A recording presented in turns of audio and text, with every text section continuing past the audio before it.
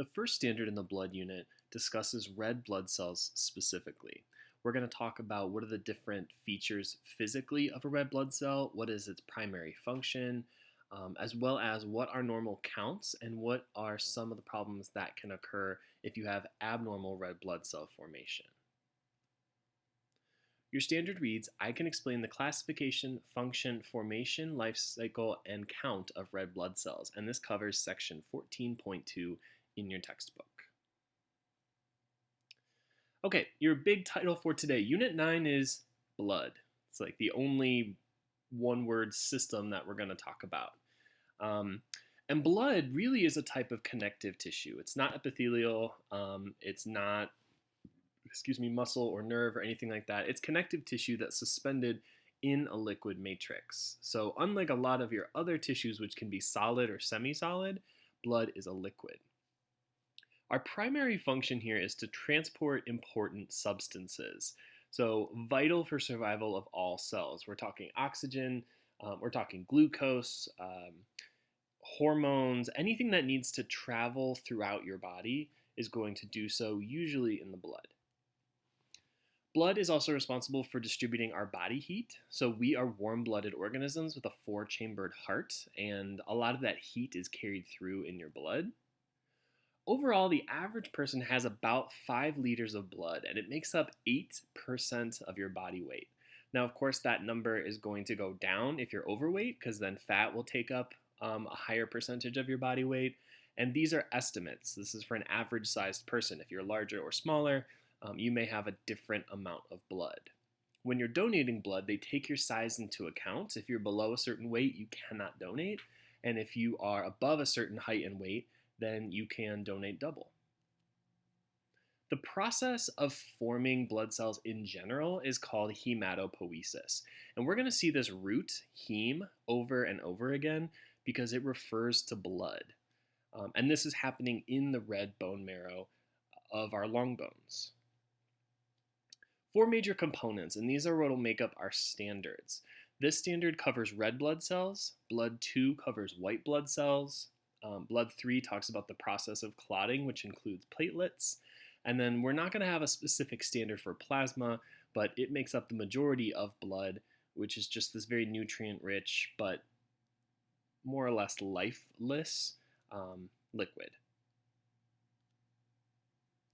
All right, your subheading. BLOOD.1 is all about red blood cells. And the fancy name for red blood cells is erythrocytes. So that is how I'm going to attempt to refer to them from here. Erythrocytes kind of look like donuts, but instead of a true hole, it's just flatter in the middle. And that's called a biconcave disc. Bi meaning 2 sides, and concave meaning indented. So if we look at a side view, we can see an indent of that red blood cell on both sides.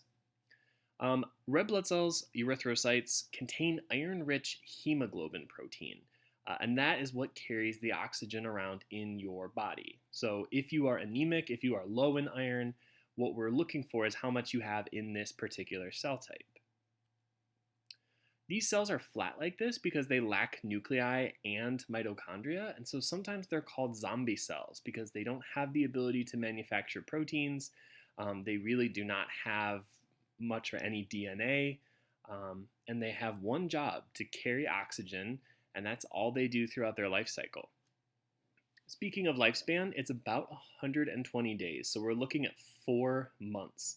But you're not getting rid of it every 4 months. You're constantly shedding and excreting dead red blood cells in your physical waste, in your poop, and then constantly making more in your bone marrow. Overall, erythrocytes comprise about 45% of your blood volume. So outside of plasma, which is maybe like 50 some, overwhelmingly your blood is erythrocytes. When we're talking about blood cell count, we would take a sample from a patient, we would smear it, and then we would measure how many red blood cells there are in a cubic millimeter. This is useful when you're trying to diagnose disease. If your body is struggling with something, either you have a low count of red blood cells or a high count of red blood cells, that is important information for us to note. If you have a change in erythrocyte count, then that is going to reflect a difference in your oxygen carrying capacity. So if you have too few erythrocytes, you are going to have a low body oxygen count.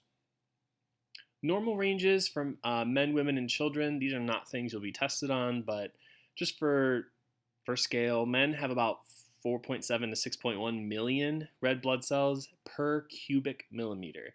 So that's like a cube of blood that's 1 millimeter by 1 millimeter by 1 millimeter. Females, 4.2 to 5.4, and then children, depending on their sex, 4.5 to 5.1 million. Okay, how do we make red blood cells? Well, hematopoiesis was the process of general blood cell formation. Erythropoiesis is specifically red blood cell formation, and it's controlled with a homeostatic mechanism. This homeostasis takes place largely in the red bone marrow. That's where we're creating our blood, but it includes a couple of other organs, liver and kidney, as part of this process. So every homeostatic mechanism needs to be stimulated, and the stimulus in your body here is going to be low blood oxygen. If we are a little bit low on red blood cells and it's time to make more, the trigger that's going to cause that to happen is a low blood oxygen measure. The receptor is the kidney and the liver. Both of them are constantly monitoring your blood oxygen level, and they will stimulate the release of a hormone called erythropoietin, or EPO.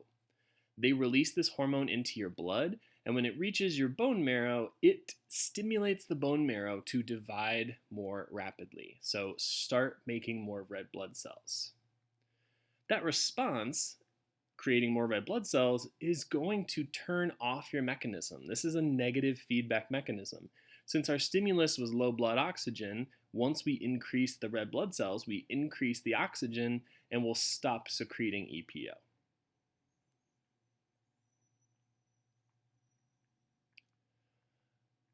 The last thing I want to mention about red blood cells is that specific hemoglobin molecule. So it's a 4-chain protein, a polypeptide protein, and each chain has one iron-rich heme group. So more or less, iron is coming from your diet, from your small intestine, or as we recycle old red blood cells, instead of throwing the iron away, we'll just pull it out and use it to create new hemoglobin molecules. Because there's 4 irons per hemoglobin, then you can carry 4 molecules of O2 per molecule of hemoglobin. Anemia is a condition that talks about the measurement of oxygen carrying capacity, which reflects a measurement of hemoglobin. So you're anemic when your O2 carrying capacity is reduced because you have some kind of problem with your hemoglobin. Sometimes you don't have enough iron in your diet, so an iron deficiency can cause anemia. Sometimes it's genetic, so sickle cell anemia is really common in African populations. And so maybe you have misshapen proteins that reflect a change in carrying capacity. And other times, exposure to toxic chemicals can lead to this reduced carrying capacity as well.